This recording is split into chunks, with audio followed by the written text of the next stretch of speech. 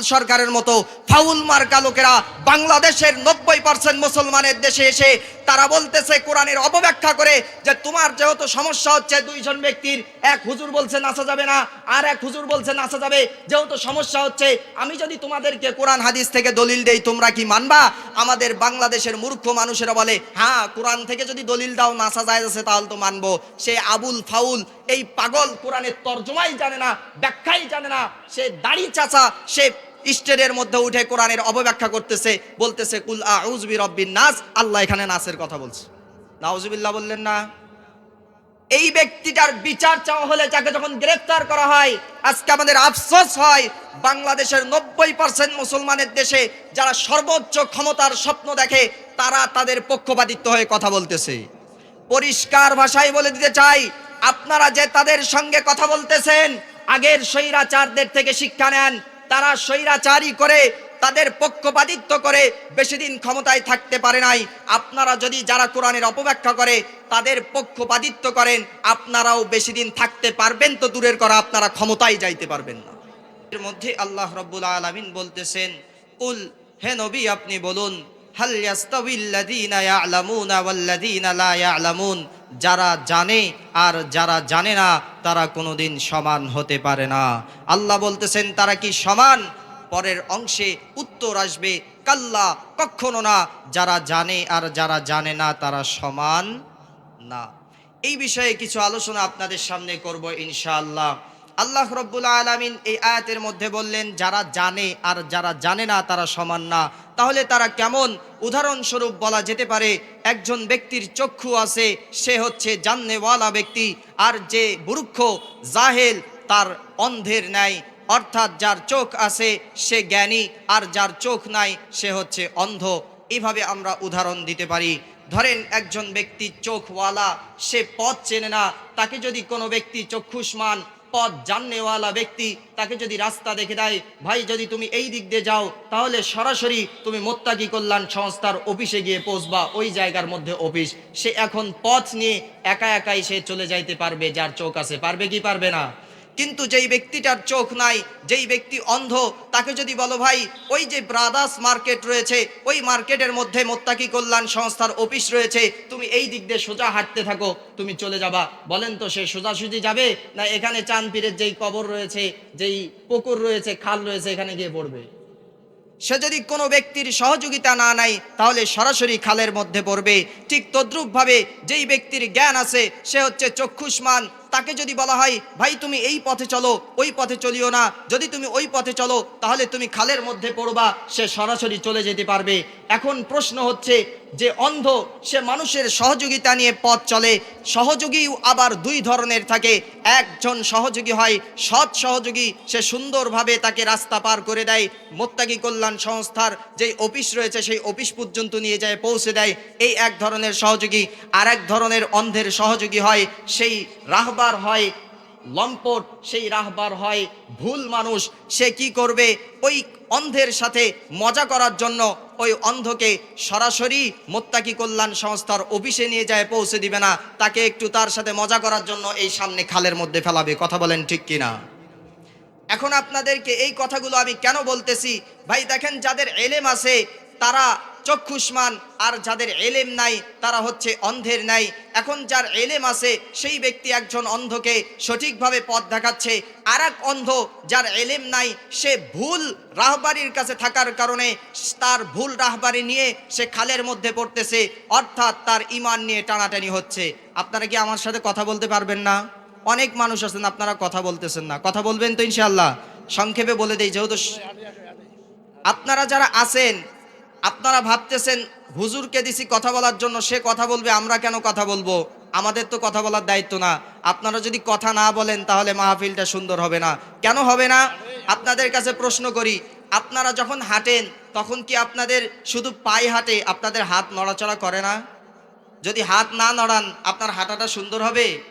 এখন কথা তো আমিই বলবো, কিন্তু আমার সাথে যদি একটু উত্তর না দেন মাহফিল বয়ান সুন্দর হবে না। উত্তর দিতে পারবো তো ইনশাআল্লাহ? তো দুইজন ব্যক্তি যার চোখ আছে আর যার চোখ নাই, আবার যার চোখ নাই তাকে দুই ধরনের মানুষ রাহবারি করে, একটা ভালো আর একটা খারাপ। কথাগুলো মনোযোগ দিয়ে শুনবেন। ভালো ব্যক্তি যদি তার রাহবারি করে সে সরাসরি চলতে পারবে সোজা রাস্তায়, কিন্তু খারাপ ব্যক্তি যদি তার রাহবারি করে তাহলে সে সোজা রাস্তায় চলতে পারবে না।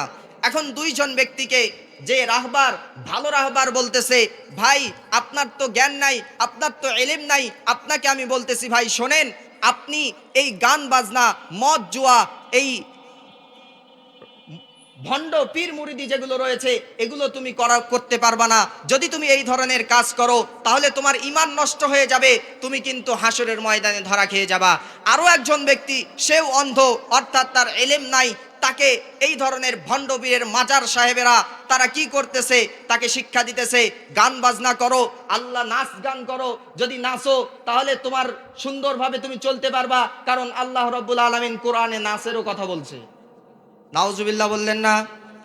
সে বলতেছে কোরআনে নাচের কথা বলছে, কোথায়? সে দলিল দিতেছে কোরআন থেকে, বলতেছে কুল আউযু বিরাব্বিন নাস। আল্লাহ এখানে নাচের কথা বলছে, জোরে বল নাউজুবিল্লাহ। আল্লাহ কি এখানে নাচের কথা বলছে, না নাচ শব্দের অর্থ মানুষ, নাচ গান করার কথা বলছে? এই অন্ধ, এখন দুই অন্ধের মধ্যে মারামারি লাগছে। যে অন্ধ ওলামায়ে কেরামের সাথে থাকে সেই ব্যক্তি জাহেল, সে বলতেছে না আমি যেটা করছি আমারটা ঠিক, হুজুর বলছে নাচ গান করা যাবে না। আর এক অন্ধ, সে বলতেছে না আমার পীর বলছে গান বাজনা করা যাবে, আমি যেটা করতেছি ওটা ঠিক। এখন দুইজনের মাঝে যখন মারামারি লাগছে, নাচ গান করা যাবে আর করা যাবে না, তখন আবুল সরকারের মতো ফাউল মার্কা লোকেরা বাংলাদেশের 90% মুসলমানের দেশে এসে তারা বলতেছে কোরআনের অপব্যাখ্যা করে যে তোমার যেহেতু সমস্যা হচ্ছে দুইজন ব্যক্তির, এক হুজুর বলছে নাচা যাবে না আর এক হুজুর বলছে নাচা যাবে, যেহেতু সমস্যা হচ্ছে আমি যদি তোমাদেরকে কোরআন হাদিস থেকে দলিল দেই তোমরা কি মানবা? আমাদের বাংলাদেশের মূর্খ মানুষেরা বলে হ্যাঁ কোরআন থেকে যদি দলিল দাও নাচা যায় আছে তাহলে তো মানবো। সে আবুল ফাউল, এই পাগল কোরআনের তর্জমাই জানে না, ব্যাখ্যাই জানে না, সে দাড়ি চাচা, সে স্টেজের মধ্যে উঠে কোরআনের অপব্যাখ্যা করতেছে, বলতেছে কুল আউযু বিরাব্বিন নাস। আল্লাহ এখানে নাচের কথা বলছে। নাউজুবিল্লাহ বললেন না? এই ব্যক্তিটার বিচার চাওয়া হলে, যাকে যখন গ্রেফতার করা হয়, আজকে আমাদের আফসোস হয় বাংলাদেশের 90% মুসলমানের দেশে যারা সর্বোচ্চ ক্ষমতার স্বপ্ন দেখে তারা তাদের পক্ষপাতিত্ব হয়ে কথা বলতেছে। পরিষ্কার ভাষায় বলে দিতে চাই, আপনারা যে তাদের সঙ্গে কথা বলতেছেন আগের স্বৈরাচারদের থেকে শিক্ষা নেন। তারা স্বৈরাচারী করে, তাদের পক্ষপাতিত্ব করে বেশি দিন ক্ষমতায় থাকতে পারে নাই। আপনারা যদি যারা কোরআনের অপব্যাখ্যা করে তাদের পক্ষপাতিত্ব করেন, আপনারাও বেশি দিন থাকতে পারবেন তো দূরের করা, আপনারা ক্ষমতায় যাইতে পারবেন না। প্রিয় উপস্থিতি, আমার কথা মূল কথার দিকে চলে যাই। আপনাদের কথা আলোচনা চলতেছিল, আল্লাহ বলতেছেন যারা জানে আর যারা জানে না তারা সমান নয়। যদি জানা থাকে তাহলে কোনো ব্যক্তি এই আবুল সরকারের মতো আউল ফাউল লোকেরা এসে আমাদের জাহেল মূর্খ যেই ভাইয়েরা আছে তাদেরকে গর্তের মধ্যে ফেলতে পারবে না, তাদের ঈমানকে ছিনিমিনি করে নিতে পারবে না। পারবে? সঠিক পথ যারা রয়েছে তাদেরকে ধরতে হবে। এখন বলবেন হুজুর আমরা তো এলেম শিখি নাই, তাহলে এলেম শিখা যেহেতু আল্লাহ বলতেছে এলেম শিখতে হবে, এলেম না শিখলে আমরা অন্ধ থেকে যাব, তাহলে এলেমটা কিভাবে শিখবো? এখন তো আমাদের বয়স অনেক বেশি হয়ে গেছে, আপনি এলেম শিখতে পারতেছেন না। আপনি যার কাছে এলেম আছে তার কাছে আপনি জিজ্ঞাসা করেন। যার কাছে এলেম নাই দেখেই বোঝা যায় ওটা বাটপার, গাঞ্জা খায়, তার কাছে আপনি যদি শিখতে যান তো আপনাকে কি শিখাবে? সে তো গাঞ্জা খাওয়াই শিখাবে। যার এলেম আছে তার কাছে জিজ্ঞাসা করো। আল্লাহ অন্য আয়াতে বলতেছেন তোমাদের যদি জানা না থাকে তাহলে যে জানে ফাসআলু আহলা যিকরি ইন কুনতুম লা তা'লামুন। তোমাদের যদি জানা না থাকে, তোমাদের যদি জিজ্ঞাসার কিছু থাকে তাহলে যে জানে তার কাছে জিজ্ঞাসা করো। কিন্তু আজকে আমরা ওলামায়ে কেরামদের কাছে জিজ্ঞাসা না করে যাদের দাড়ি চাচা, যাদের কিচ্ছু নাই, ঈমান আমল এলেম তো নাই, তাদের কাছে যায় জিজ্ঞাসা করে বিভ্রান্তির মধ্যে পড়ে যাচ্ছি। অথচ আমাদের এলেম অর্জন করা কতটুকু জরুরি ছিল। আল্লাহর রাসূল সাল্লাল্লাহু আলাইহি ওয়াসাল্লাম হাদিস শরীফের মধ্যে বলতেছেন তলাবুল ইলমি ফারিদাতুন আলা কুল্লি মুসলিম। প্রত্যেক মুসলমানের জন্য দ্বীনি ইলম তলব করা ফরজ। আল্লাহর রাসূলের আদেশ পালন করা হচ্ছে ওয়াজিব।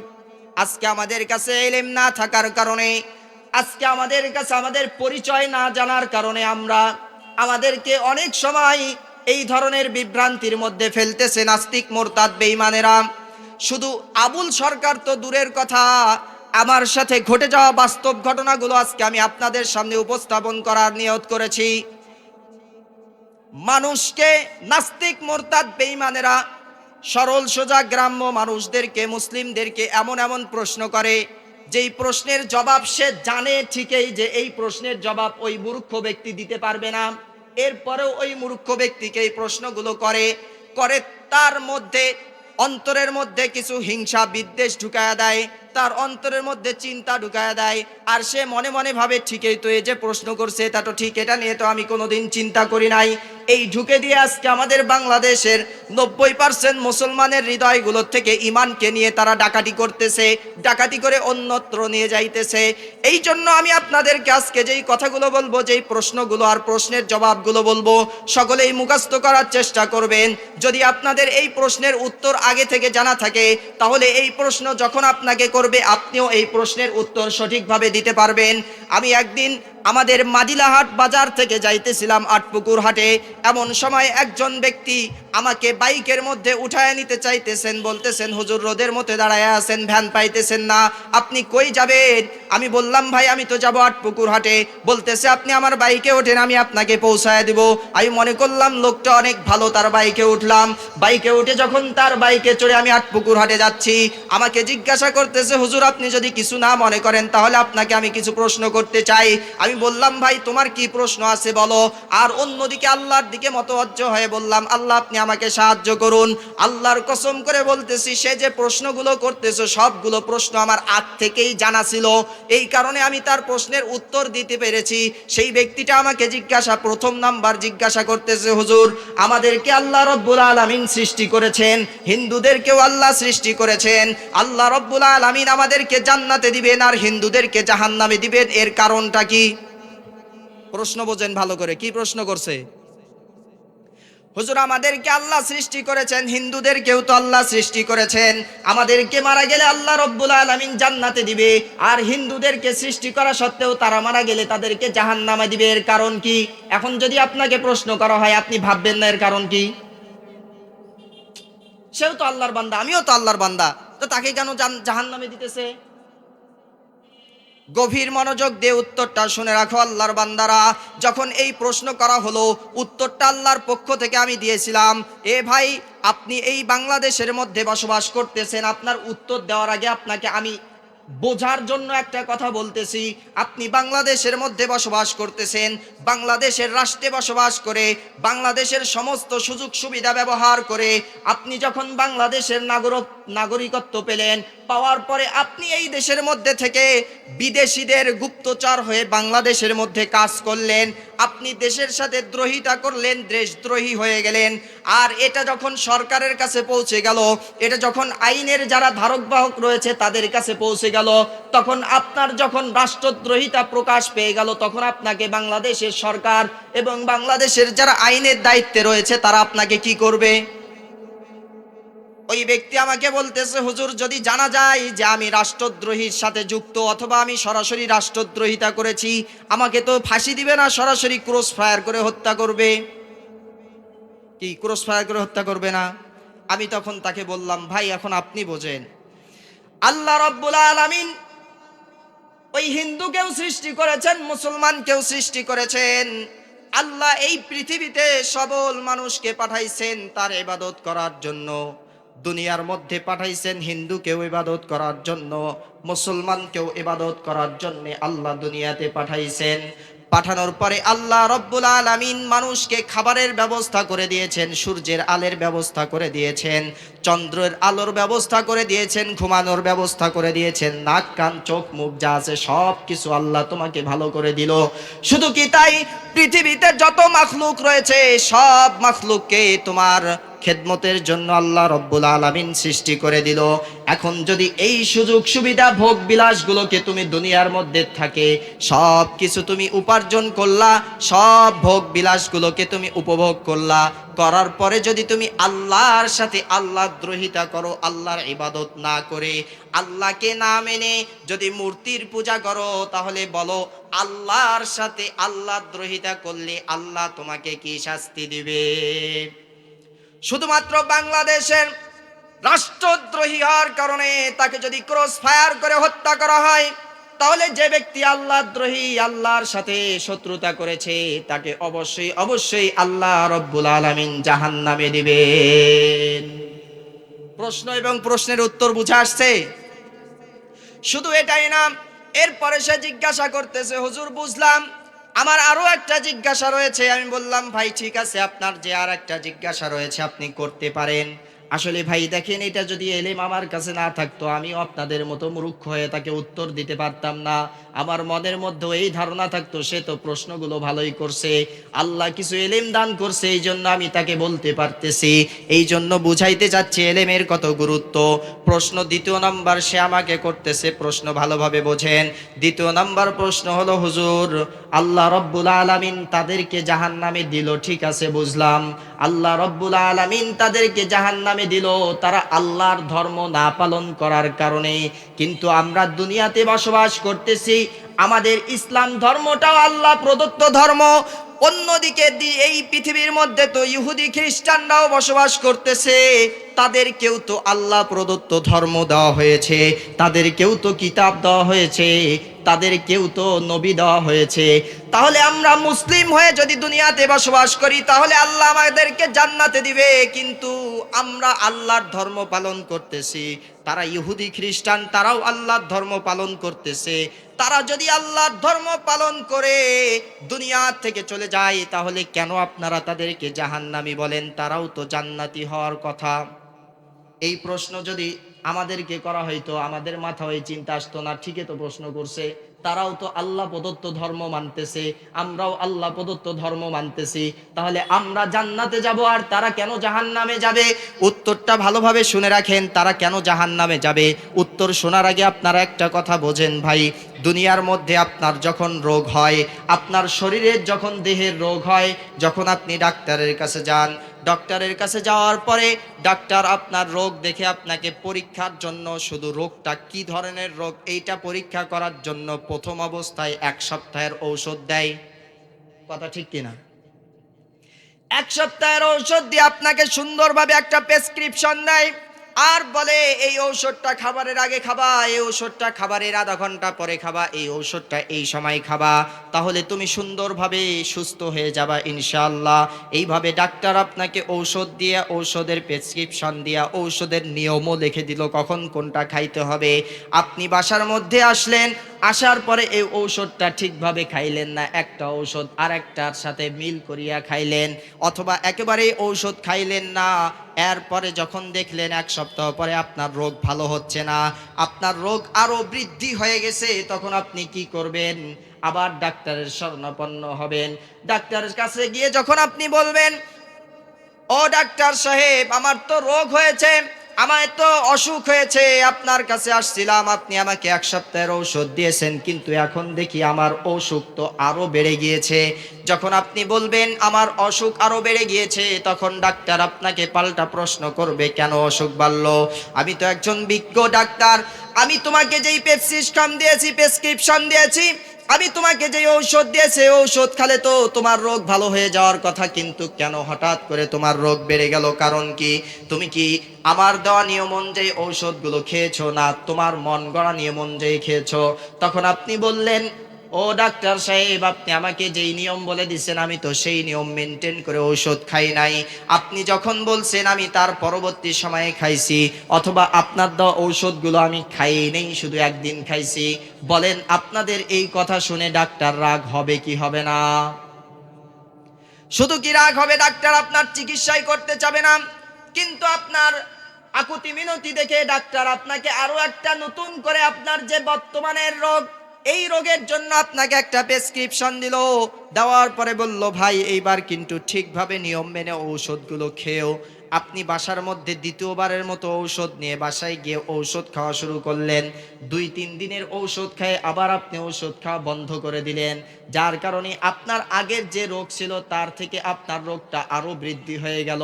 আবার আপনি ডাক্তারের কাছে গেলেন, ডাক্তারকে যায় আবার বললেন আমার রোগ বৃদ্ধি হয়েছে। ডাক্তার আপনাকে বলল, তুমি কি আমার ঔষধ নিয়ম মতো খেয়েছো? আপনি বললেন যে না, নিয়ম মতো খাইনি। এইভাবে যখন আপনি একের পর এক ডাক্তারের কাছে যাইতে থাকলেন, ডাক্তার বিরক্ত হয়ে শেষ পর্যায়ে আপনাকে বলল, এই শোনো, আমি তোমাকে প্রেসক্রিপশন দিতেছি, কিন্তু তুমি একের পর এক শুধু ঔষধ না খেয়ে আমার নিয়ম না মেনে তোমার রোগ বৃদ্ধি করেই নিয়ে আসতেছো। যাও, তোমার আর চিকিৎসা আমি করব না। তোমাকে শেষবারের মতো একেবারে শেষ, আর তোমাকে আর কোনো চিকিৎসা দিব না। একটা প্রেসক্রিপশন লিখে দিতেছি, তুমি যদি এই প্রেসক্রিপশন মেনে ঔষধ খাও তাহলে তুমি সুস্থ হয়ে যাবা, তোমার রোগ ভালো হয়ে যাবে। আর যদি ঔষধ ঠিকভাবে না খাও তাহলে তুমি সুস্থ হতে পারবা না, তোমার রোগও ভালো হবে না। এই কথা বলে আপনাকে ডাক্তার শেষবারের মতো একটা চিকিৎসা দিয়ে দিল। আপনি এখন বাসার মধ্যে আসলেন, আসার পরে যদি আপনি এই প্রেসক্রিপশন মেনে ঔষধ খান, নিয়ম মেনে ঔষধ খান, তাহলে সুস্থ হওয়ার আশা করা যায়। আর যদি এই নিয়ম মেনে ঔষধ না খান তাহলে আপনি সুস্থ হতে পারবেন না। সুস্থ হতে পারবেন? এখন আমি তাকে বললাম, ভাই ঠিক আছে, আপনি এখন আমার আরেকটা, আপনার এই কথাটা যেহেতু আপনি বুঝছেন, আপনাকে আমি বলতেছি, এখন আপনার কথার যেই উত্তর দেওয়ার দরকার আমি আপনাকে উত্তর দিতেছি। আল্লাহ রব্বুল আলামিন দুনিয়াতে মানুষ সৃষ্টি করেছেন তার ইবাদত করার জন্য। হযরতে আদম আলাইহিস সালামকে নবী হিসাবে সর্বপ্রথম দুনিয়ার মধ্যে প্রেরণ করেছেন। প্রেরণ করার পর মানুষরা যখন বিশৃঙ্খলা করা শুরু করে দিল, মানুষের দেহের যেমন রোগ আছে, মানুষের আত্মারও রোগ আছে। আত্মার রোগের জন্য আল্লাহ রব্বুল আলামিন যেহেতু এই দেহের আত্মার খবর ভালো জানেন, তাই আল্লাহ রব্বুল আলামিন এই দেহের জন্য একজন নবীকে পাঠাইলেন, ধারক বাহককে পাঠাইলেন। শুধু তাই নয়, ওই ধারক বাহকের কাছে একটি কিতাব দিলেন, একটি সহিফা দিলেন, অর্থাৎ একটি প্রেসক্রিপশন দিলেন। দিয়ে বললেন, ও আমার বান্দারা শোনো, এই যে আমি পয়গম্বর পাঠাইলাম, এই পয়গম্বর যেইভাবে তোমাদেরকে বলবে আমার দেওয়া প্রেসক্রিপশন মেনে যদি তোমরা চলতে পারো, তোমাদের আত্মার রোগ ভালো হয়ে যাবে, তোমরা জান্নাতে চলে যাবা। এখন কিছু লোক ওই কথাগুলো মানলো, মানার পরে তারা জান্নাতি হয়ে গেল। আর কিছু লোক তাদের আত্মার রোগ ঠিক করলো না, তারা ওই বিমারি নিয়েই রয়ে গেল। কিছুকাল যাওয়ার পরে যখন দেখলো এই লোকগুলো আর ঠিক হচ্ছে না, আর ওই প্রেসক্রিপশন মানতেছে না, মানেও লাভ হচ্ছে না, কারণ তাদের রোগ ওই প্রেসক্রিপশনে যেই ঔষধ দেওয়া আছে এই ঔষধের না, তাদের রোগ অন্য ঔষধের। অর্থাৎ এই ঔষধ দিয়ে তাদের কাজ হবে না, তাদের জন্য নতুন করে আরো ভালো দামি ঔষধ দেওয়া লাগবে। তখন আল্লাহ রব্বুল আলামিন ওই নবীর জামানার পরে আরেকজন নবীকে প্রেরণ করলেন। প্রেরণ করে ওই নবীর উম্মতের যেই রোগ, ওই রোগকে শুধরানোর জন্য, ওই রোগের জন্য আলাদা একটা প্রেসক্রিপশন দিলেন, আলাদা একটা কিতাব দিলেন। অর্থাৎ আগের যেই প্রেসক্রিপশন রয়েছে ওটা বাতিল, নতুন করে এক প্রেসক্রিপশন দিয়ে দিলেন। এই কিতাবগুলো নিয়ে যখন আসলো, যারা ওই নবীর ওই কিতাবের কথা মেনেছে তারা জান্নাতি হয়েছে, যারা মানে নাই তারা জাহান্নামী হয়েছে, তাদের রোগ ভালো হয় নাই। এরপরে যখন দেখলো এমন মানুষও দুনিয়াতে এসে গেল যারা আর এই কিতাবগুলো মানতেইছে না, যারা আর এই কথাগুলো মানতেইছে না, তখন আল্লাহ নতুন করে আর এক নবীকে প্রেরণ করেন। নতুন করে ওই রোগ আরো বৃদ্ধি হয়ে যাওয়ার কারণে আরো অ্যান্টিবায়োটিক টাইপের কিছু নিয়ম নীতি এই ঔষধের প্রেসক্রিপশনের মতো কিতাবের মধ্যে দিয়ে দেন, আর বলে দেন যারা তোমরা মানবা তারা জান্নাতি হবা, যারা মানবা না তারা জাহান্নামী হবা। এইভাবে আপনাদেরকে বলে দিল। আল্লাহ রব্বুল আলামিন যখন দেখলেন এইভাবে তো হতেছে না, সবাইকে আমি প্রেরণ করতেছি, যাচ্ছে প্রেসক্রিপশন নিয়ে, কিন্তু মানুষ তো ঠিক হতেছে না, চূড়ান্ত একটি কিতাব আমি দিব, চূড়ান্ত একটি প্রেসক্রিপশন আমি দিব। সেই প্রেসক্রিপশনের নাম হচ্ছে কোরআনুল কারীম। সেই মেনে যদি চলি তাহলে আমাদের রোগ ভালো হয়। আল্লাহ রব্বুল আলামিন ঠিক তদ্রূপভাবে আমাদেরকে কিছু কিতাব দিয়েছেন, রাহবারকে পাঠাইছেন, আমরা যদি তাদের কথা মানি তাহলে আমাদের রোগ ভালো হবে। এখন যখন চূড়ান্ত কিতাব আপনাদের সামনে এসে গেছে কোরআনে কারীম, যখন কোরআন আপনাকে দিয়ে দিয়েছে, যখন শেষ নবী হিসাবে আপনাকে মুহাম্মদুর রাসূলুল্লাহ সাল্লাল্লাহু আলাইহি ওয়াসাল্লামকে দিয়ে দিয়েছেন, এখন আপনার চূড়ান্ত রোগ, আপনার যেই রোগ বর্তমান সময়ে, সেই রোগ অনুযায়ী আপনাকে যেই প্রেসক্রিপশন দিয়েছে, এখন আপনি যদি সেটা না মেনে আগের প্রেসক্রিপশন মানেন, আগের যেই কিতাব নাজিল করা হয়েছে, আগের যেই নবীর ধর্ম দেওয়া হয়েছে, সেগুলো যদি মানেন, আপনাদের আত্মার রোগ কোনোদিন ভালো হবে? ডাক্তারের দেওয়া যেই প্রেসক্রিপশন রয়েছে, আগের প্রেসক্রিপশন পরিবর্তন করে নতুন করে যখন আপনাকে প্রেসক্রিপশন দেওয়া হয়, এখন নতুন প্রেসক্রিপশনের ঔষধ না খেয়ে আপনি যদি আগের প্রেসক্রিপশনের ঔষধ খান, আপনার রোগ জীবনে কোনোদিন ভালো হবে? সুতরাং আজকে দুনিয়ার মধ্যে আল্লাহ রব্বুল আলামিনের যেই ধর্ম প্রেরণ করেছেন, সেই ধর্ম দুনিয়ার মধ্যে রয়েছে ঠিক, কিন্তু সেই ধর্মগুলো বাতিল হয়ে গিয়েছে। সর্বশেষ আল্লাহ যেই কিতাব নাজিল করেছেন, যেই প্রেসক্রিপশন নাজিল করেছেন, এটাই চূড়ান্ত জীবন ব্যবস্থা। যারা এই প্রেসক্রিপশন মেনে চলবে, আল্লাহ তাদেরকে জান্নাতে দিয়ে দিবে, আর যারা চলবে না, আল্লাহ রব্বুল আলামিন তাদেরকে জাহান্নামে দিয়ে দিবে। দ্বিতীয় প্রশ্ন গিয়েছে, কেন আল্লাহ রব্বুল আলামিন আমাদেরকে জান্নাতে দিবেন, আর কাফের যারা রয়েছে ইহুদি নাসারা, তারা আল্লাহ প্রদত্ত ধর্ম পাওয়া সত্ত্বেও কেন আল্লাহ তাদেরকে জাহান্নামে দিবেন? এটার প্রশ্নের উত্তর গেল। তৃতীয় নম্বর প্রশ্ন আরেকটা সে করছে, এটা বলে আমি শেষ করে দিব। সে করছে যে, হুজুর তাহলে আমার তৃতীয় নম্বর প্রশ্ন হচ্ছে, আল্লাহ রব্বুল আলামিন তো সব কিছুর ক্ষমতাবান, আল্লাহ তাআলা আমাদেরকে সৃষ্টি করছেন, আমরা যা কিছু করি সব কিছু তো আল্লাহই করান, তাহলে আল্লাহ রব্বুল আলামিন আমাদেরকে শাস্তি কেন দিবেন? প্রশ্নগুলো কেমন দেখেন, মানে সব দিকে খালি দোষ আল্লাহর, নাউজুবিল্লাহ। এই প্রশ্নেরও উত্তর রয়েছে, আল্লাহ রব্বুল আলামিন আমাদেরকে সৃষ্টি করেছেন, তাহলে আল্লাহ আমাদেরকে সৃষ্টি করে সব ক্ষমতার মালিক আল্লাহ, আমি হাঁটলে হাত নাড়াইলে সব কিছু আল্লাহ তাআলা করান, তাহলে ভালো কাজ করি সেটাও আল্লাহ করান, খারাপ কাজ করি সেটাও আল্লাহ করান, তাহলে আল্লাহ কেন আমাদেরকে জাহান্নামে দিবেন? ভালো কাজ করলে জান্নাতে, খারাপ কাজ করলে জাহান্নামে, তার কারণটা কি? উত্তর তাকে দেওয়ার আগে বলছি, ভাই আপনি একটা কথা বোঝেন, এটা নুরুল আনোয়ারের ঘন্টার মধ্যে আমার ওস্তাদ ইউসুফ সাহেব হাফিজাহুল্লাহ করেছেন। তিনি বলেন যে, ভাই দেখো তুমি কারেন্ট ব্যবহার করতেছো, কারেন্টের যেই পাওয়ারটা রয়েছে, এই পাওয়ার কোথায় থাকে? পাওয়ার হাউসে। কারেন্টের পাওয়ার থাকে পাওয়ার হাউসে। এখন পাওয়ার হাউস থেকে তোমাকে কারেন্ট দেওয়া হয়েছে, তোমাকে নিয়ম নীতিও বলে দেওয়া হয়েছে, শোনো তোমাকে পাওয়ার হাউস থেকে কারেন্ট দেওয়া হলো, তুমি এই কারেন্টের দুইটা ভাবে ব্যবহার করতে পারবা। যদি কারেন্ট দিয়ে গলার মধ্যে পেঁচায় রাখো কারেন্টের তার, কারেন্ট আসার সাথে সাথে তুমি মারা যাবা। আবার এই কারেন্টের তার থেকে যদি তুমি বেঁচে থাকো, তাহলে তুমি মাইকে ব্যবহার করে, সাউন্ড সিস্টেমে ব্যবহার করে মানুষকে দূরে দূরে শুনাইতে পারবা, উপকার পাবা। অথবা গরমের সময় তুমি ফ্যান চালাইলে ফ্যান সুন্দরভাবে ঘুরবে, তোমাকে বাতাস দিবে। সব কিছু নিয়ম নীতি আপনাকে বলে দিল, আপনি সব কিছু জানলেন। এখন জানার পরে ক্ষমতা কার কাছে বলেন তো? পাওয়ার হাউসের কাছে না? কারেন্টের ক্ষমতার পাওয়ার হাউসের কাছে। পাওয়ার হাউস থেকে আপনার বাসায় কারেন্ট দিছে, এখন আপনি ফ্যান চালাবেন, বলেন তো ফ্যান কি পাওয়ার হাউস থেকে কারেন্ট দেওয়ার সাথে সাথে আপনার ঘরে ঘোরে? না, সুইচ টিপা লাগে। পাওয়ার হাউস থেকে কারেন্ট দিছে, আপনি সুইচ না টিপলে ফ্যান ঘুরবে? ঘুরবে না। এখন পাওয়ার হাউস থেকে কারেন্ট দেয় নাই, আপনি সারা জীবন সুইচ টিপলে কি ফ্যান ঘুরবে? ঘুরবে না। আপনাকে নিয়ম নীতিও বলে দেওয়া হয়েছে পাওয়ার হাউস থেকে কারেন্টও দেওয়া হয়েছে, কিন্তু ফ্যান ঘুরতেছে না। সুইচ নামক আপনার ইচ্ছা শক্তি যদি হয়, সুইচ টিপেন ফ্যান ঘুরবে, সুইচ না টিপেন ফ্যান ঘুরবে না। ঠিক তদ্রূপভাবে আমি আপনি যা কিছু করি সব কিছুর ক্ষমতা আল্লাহর কাছে। আল্লাহ আমাদেরকে সব কিছু দিয়ে বলে দিছে, বান্দা তোমাকে ক্ষমতা দিলাম, তবে ইচ্ছা শক্তি নামক তোমাকে একটা সুইচ দিয়ে দিলাম, তুমি ইচ্ছা করলে এই পাওয়ার নিয়ে, শক্তি নিয়ে তুমি খারাপ কাজও করতে পারবা, এই পাওয়ার নিয়ে, শক্তি নিয়ে তুমি ইচ্ছা করলে ভালো কাজও করতে পারবা। যদি ভালো কাজ করো ফ্যানের বাতাস খাবা, আরাম পাবা, আর যদি খারাপ কাজ করো তাহলে ওই যে কারেন্টের তার পেছে যেমন মারা যাবা, ঠিক তদ্রূপভাবে খারাপ কাজ করার কারণে জাহান্নামের আগুনে তোমাকে পোড়া লাগবে। তাহলে সবকিছু আল্লাহ করা, এখানে কি আল্লাহর দোষ না আমাদের ইচ্ছা শক্তি আছে?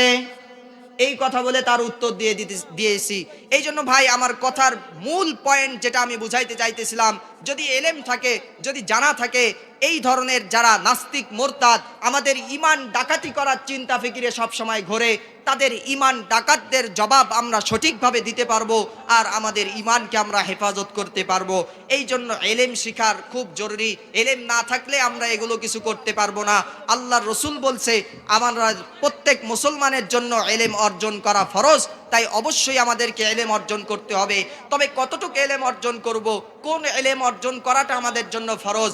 আপনি একজন ব্যবসায়িক, ব্যবসার ইলম অর্জন করা আপনার জন্য ফরজ। আপনি একজন কৃষক, জমি বেচা কিনা করেন, জমি বেচা কিনার ইলম অর্জন করা আপনার জন্য ফরজ। আপনি যুবক মানুষ, বিয়ে করবেন, বিয়ের আগে বিয়ের মাসালা সম্পর্কিত ইলম অর্জন করা আপনার জন্য ফরজ। এইভাবে সব কিছু ফরজ। তবে তার আগে একটা ফরজ আছে, সেই ফরজটা হচ্ছে সর্বপ্রথম নিজের পরিচয় জানা। কি জানা? নিজের পরিচয় জানা। আল্লামা জালালউদ্দিন রুমি রহমতুল্লাহি আলাইহি বলেন যে নিজের পরিচয় জানলো সে নাকি আল্লাহকে চিনলো, আর যে সে নিজেকে চিনলো না সে আল্লাহকেও চিনলো না। যে আল্লাহকে চিনলো না সে জাহান্নামী হলো, আর যে আল্লাহকে চিনলো সে জান্নাতি হলো। এই জন্য আল্লাহকে চিনার দরকার আছে না? আল্লাহকে চিনতে গেলে সর্বপ্রথম নিজেকে চিনতে হবে। আমরা লক্ষ্য করে থাকেন যে শিশুকালে মা বোনেরা যখন সন্তান কথা শেখে তখন সর্বপ্রথম ওই সন্তানকে তার মা তার গ্রামের নাম শিখায়, বাবার নাম শিখায়, মায়ের নাম মুখস্থ করায়। মাদিলাহাট বলে, ফুলবাড়ি বলে, দিনাজপুর বলে, যাতে করে এই সন্তানটা কোথাও হারিয়ে গেলে তার পরিচয়টা আগে দিতে পারে, আর মানুষ ভালো হলে তাকে পরিচয় জেনে তার বাবা মার কাছে দিয়ে যেতে পারে। এরকম করে কিনা? ঠিক তদ্রূপভাবে সর্বপ্রথম আমাদেরকে আমাদের পরিচয় জানতে হবে। যদি আমরা জানি আমাদের পরিচয় এটা, আমরা যদি জানি আমি কে, তাহলে অবশ্যই আমরা কোনো সময় হারিয়ে গেলেও, আমাদের ঈমান ধ্বংস করার কেউ চেষ্টা করলেও আমরা আবার ঘুরে ফিরে রবের কাছেই ফিরে আসব। এই জন্য আমাদের পরিচয় জানার দরকার আছে না? শেষ করে দিচ্ছি যেহেতু সময় নাই। আমাদের পরিচয় কি শোনেন, আমাদের পরিচয় কি, আমি কে, আমার পরিচয় কি? আমার নাম আল্লাহ রব্বুল আলামিন রেখেছেন মুমিন। আমার সাথে কথা বলেন, আমার নাম আল্লাহ কি রেখেছেন? মুমিন রেখেছেন। আল্লাহ বলতেছেন কদ আফলাহাল মুমিনুন, অবশ্যই মুমিনরা সফল কাম হয়ে গিয়েছে যারা তাদের নামাজের মধ্যে বিনয়াবত। এইভাবে আল্লাহ তাআলা মুমিনদের 7টি সিফাত বর্ণনা করেছেন সূরা মুমিনের মধ্যে। এই আজকে এই সিফাতগুলো বলার, আলোচনা করার আমার সময় নেই, এই জন্য বলতেছি না। তাহলে সর্বপ্রথম আমরা জানলাম আমাদের পরিচয়, আমাদের নাম আল্লাহ রব্বুল আলামিন রেখেছেন মুমিন। দ্বিতীয় নাম্বার আমাদের পরিচয়, আমাদের জাতির পিতা হযরত ইব্রাহিম আলাইহিস সালাম আমাদের পরিচয় দিতে গিয়ে বলতেছেন, আল্লাহ কোরআনে বলতেছেন মিল্লাতা আবিকুম ইব্রাহিম হুয়া সাম্মাকুমুল মুসলিমিন, তোমাদের জাতির পিতা তোমরা মিল্লত তোমরা অনুসরণ করো ইব্রাহিম আলাইহিস সালামের, আর তিনি তোমাদের নাম রেখেছেন মুসলিম। অর্থাৎ বোঝা গেল আল্লাহ আমাদের নাম রেখেছে মুমিন, আমরা মুমিন। আর দ্বিতীয় নাম্বার আমাদের জাতির পিতা হযরত ইব্রাহিম আলাইহিস সালাম আল্লাহর খলিল, তিনি আমাদের নাম রেখেছেন মুসলিম। মুমিনদের সিফাত কয়টি? কারা মুমিন? তারা সূরা মুমিনের 7টি সিফাতের মধ্যে পাইলাম। আর মুসলিম আমাদের নাম রেখলো হযরত ইব্রাহিম আলাইহিস সালাম। মুসলিমের সিফাত কি? আল্লাহর রাসূল এই মুসলিমের সিফাত বর্ণনা করেছেন 2টি। সিফাতের মধ্যে আল্লাহর রাসূল বলতেছেন মান সালিমাল মুসলিমুনা মিন লিসানিহি ওয়া ইয়াদি, মুসলিম হলো ওই ব্যক্তি যার হাত ও জিহ্বা থেকে অপর আরেকজন মুসলিম নিরাপদ থাকে। এটা হচ্ছে মুসলিমের সিফাত। তৃতীয় নম্বর আমাদের পরিচয় কি? আমাদের পরিচয় হলো আমরা মুহাম্মাদুর রাসূলুল্লাহ সাল্লাল্লাহু আলাইহি ওয়াসাল্লামের উম্মত। আর উম্মত কাকে বলা হয়? মদিনার হুজুর সুন্দরভাবে বলে দিয়েছেন, কথাটা স্মরণ রাখবেন। যার মত নবীর মতে একমত তার নাম, কথা কয় না, তার নাম কি? উম্মত। যার মত নবীর মতে একমত তার নাম উম্মত। এই কথাটা সবাই মুখস্থ করেন, বলেন যার মত নবীর মতে একমত তার নাম উম্মত। তাহলে আমরা পেলাম আমাদের পরিচয়, আমাদের রব আমাদের নাম রেখেছে আমরা মুমিন, জাতির পিতা হযরত ইব্রাহিম আলাইহিস সালাম আমাদের নাম রেখেছে মুসলিম, আর আমরা হলাম মুহাম্মাদুর রাসূলুল্লাহ সাল্লাল্লাহু আলাইহি ওয়াসাল্লামের উম্মত। সিফাত মুমিনের 7টি, সিফাত মুসলিমের 2টি, সিফাত উম্মতের 1টি। যার মত নবীর মতে একমত তার নাম উম্মত। এই পরিচয়গুলো যদি আমাদের জানা থাকে তাহলে কোনো সময় কাফের মুশরিক বেঈমান আর নাস্তিকেরা আমাদের ঈমান নিয়ে ছিনিমিনি খেলতে পারবে। এই জন্য কমপক্ষে আল্লাহ রব্বুল আলামিন আমাদের সকলকে আমাদের নিজের যেই পরিচয় রয়েছে এই পরিচয়টা আমাদেরকে জানার তৌফিক দান করেন।